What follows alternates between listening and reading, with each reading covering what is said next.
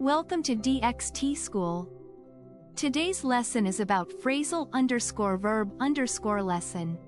Tidy home. 5 phrasal verbs for organizing.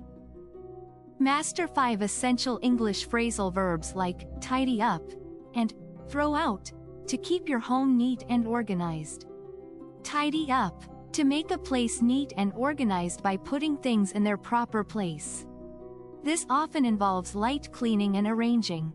Can you help me tidy up the living room before guests arrive? Sort out, to arrange things in a particular order or to deal with something messy, often involving categorization. Use it for items or information. I need to sort out all these old clothes and decide what to keep. Put away, to return something to its correct or designated place after using it. This action helps maintain order and prevent clutter. Please put away your books when you finish reading them.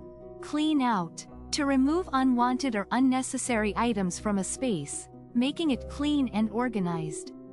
It often implies a more thorough process than simply tidying. It's time to clean out the garage, it's full of junk. Throw out, to get rid of something by putting it in the trash or a rubbish bin because it is no longer wanted or needed. This is a final step in decluttering. This old magazine is useless, I'm going to throw it out. Regularly tidying up prevents big messes later. Start with one small area, like a drawer, to avoid feeling overwhelmed. These phrasal verbs help you describe the entire process of organizing, from basic tidying to discarding unwanted items. If you learned something new, hit the like button. Subscribe to the channel and turn on the bell so you never miss a lesson. Find the full lesson and more free quizzes on school.de.